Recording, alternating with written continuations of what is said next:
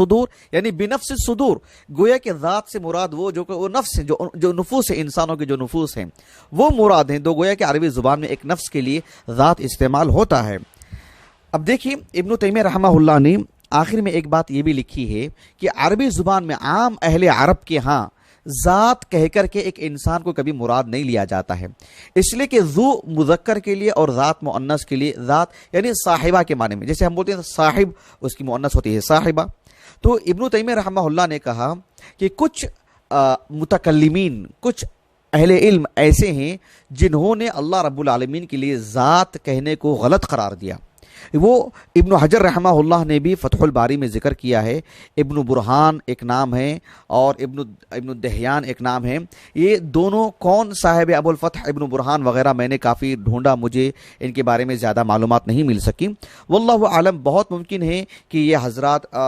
5ویں صدی ہجری کے آس پاس کے ہو سکتے ہیں، یہ میرا اپنا ایک تخمینہ ہے، میرا اپنا ایک گمان ہے، ظن غالب۔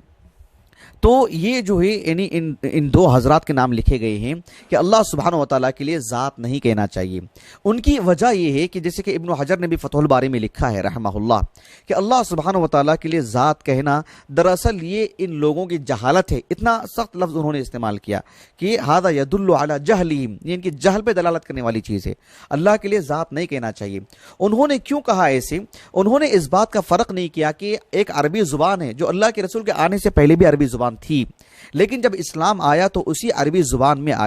زبان میں پورا مواد فراہم کیا گیا، لیکن اس عربی زبان کے ساتھ ساتھ اسلام نے انہی عربی الفاظ کو لے کر کے کچھ خاص شرعی معنی بھی اللہ نے اس میں عطا فرمایا ہے، اس سے ہم پہلو تو ہی نہیں برت سکتے۔ جب ہم کہتے ہیں الصلاۃ تو اس سے ایک عام معنی دعا کا معنی نہیں ہے، الصلاۃ کے لیے جب ہم کہتے ہیں تو اس کی پوری کیفیت، پوری حیت، اس کے شروط، اس کے واجبات، اس کے سنن اور سب چیزیں اس کے اندر آ جاتی ہیں، آپ سمجھ لیں۔ بالکل ویسی ہی رسول ہم جب کہتے ہیں تو عربی زبان کا عام معنی نہیں ہے، شرعی معنی میں رسول کے لیے جو معنی ہوتا ہے وہی معنی مراد لینا پڑے گا۔ بالکل ویسی ہی انہوں نے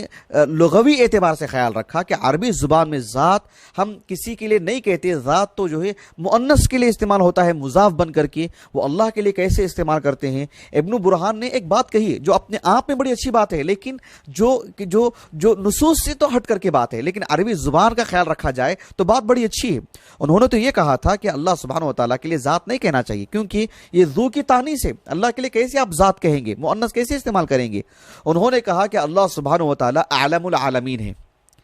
پوری سارے جہانوں میں جتنے بھی لوگ ہیں سب سے زیادہ علم رکھنے والا ہے رب العالمین، اس کے باوجود بھی اللہ کے لیے علامہ نہیں کہیں گے کیونکہ اس میں تاء و تانیث ہے، تو نہیں کہیں گے اللہ رب العالمین کے لیے علامہ، جبکہ اللہ سبحانہ و تعالیٰ عالم العالمین ہے، تو اللہ کے لیے ذات کیسے کہہ سکتے ہیں؟ یہ ان کا ایک اعتراض تھا ان کا۔ یہی بات جو ہے کچھ ایک آدھ لوگوں نے کہا ہے، جو ابن حجر نے بھی فتح الباری میں لکھا ہے اور ابن تیمیہ نے بھی یہاں پر ذکر کیا ہے کہ جو ہے ذات اللہ سبحانہ و تعالیٰ کے لیے استعمال نہیں کرنا چاہیے۔ ابن تیمیہ نے بڑا اچھا تجزیہ کیا رحمہ اللہ۔ ابن تیمیہ کہتے ہیں کہ فصل الخطاب یعنی قول فیصل، یعنی جو لوگ علماء کہتے ہیں کہ کہنا چاہیے، کچھ علماء کہتے ہیں کہ نہیں کہنا چاہیے، ایک قول فیصل کیا ہونا چاہیے، ایک فیصلہ کن بات کیا ہونی چاہیے؟ ابن تیمیہ نے کہا وفصل الخطاب،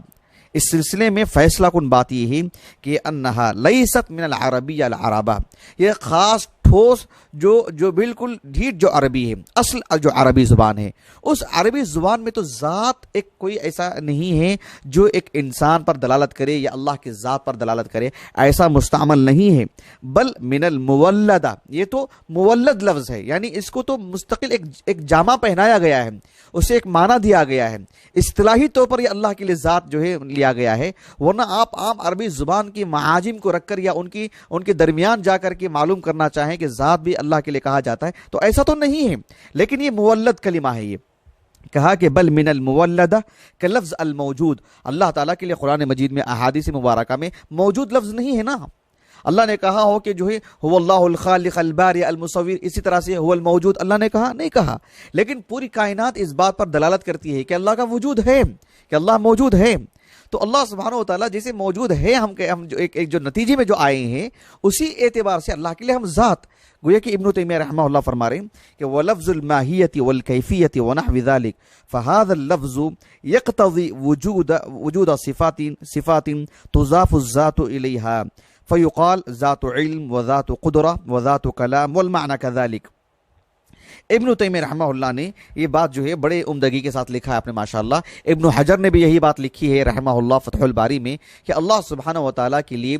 ذات آپ اگر مراد لیتے ہیں صاحبہ کے معنی میں تو ممتنع ہے، وہ تو غلط ہے، لیکن آپ اسے ایک اصطلاحی جامہ پہناتے ہیں، اصطلاحی معنی میں لیتے ہیں تو پھر تو کوئی حرج نہیں ہونا چاہیے. آپ دیکھیے ارشاد الساری جو صحیح بخاری کی شرح ہے، احمد ابن محمد القسطلانی مصر کے 923 ہجری سن وفات ہے رحمہ اللہ. انہوں نے بھی، حالانکہ آپ اشعری ہی ہیں، آپ نے بھی اس بات کو لکھا ہے کہ اللہ تعالیٰ کے لیے نفس قرآن مجید میں موجود ہے، احادیث مبارکہ سے ثابت ہے، اور ہم نے مستقل اس پر ایک درس دیا الحمدللہ. جب نفس مؤنث ہے کلمہ عربی زبان میں تو اس پر جو ہے مطلب اس کو بطور علم کے استعمال کیا گیا الذات، تو اس معنی میں اللہ سبحانہ و تعالیٰ کے لیے الذات کہتے ہیں تو غیر مردود، اس کو رد نہیں کیا جائے گا. ورنہ ابن برہان رحمہ اللہ نے جو بات کہی ہے کہ اللہ سبحانہ و تعالیٰ کے لیے ذات یا الذات نہیں کہنا چاہیے کیونکہ عربی میں مستعمل نہیں ہے، اس معنی میں آپ کی بات درست ہے، لیکن آپ کو آپ کے علم میں شاید یہ زائد چیز نہیں ہوگی کہ اہل علم یعنی جو سلف سے چیز چلی آ رہی ہے وہ اصطلاحی معنی میں، خود اللہ کے رسول نے اس کو ذکر کیا، فی ذات اللہ وفی ذات الالہ. خبیب ابن عدی نے کہا، اللہ کے رسول نے اسے تسلیم کیا صلی اللہ علیہ وسلم، اور امام بخاری نے باب قائم کیا، امام بیہقی نے باب قائم کیا، قوام السنہ نے فصل قائم کی، اور اہل علم نے اس پر لکھا ہے، ابن حجر نے بھی تسلیم کیا ہے اس کو رحمہ اللہ. تو بہرحال اللہ سبحانہ و تعالیٰ کے لیے ذات کہنے میں کوئی حرج نہیں ہے، اس میں کسی طرح کا کوئی تردد نہیں ہونا چاہیے.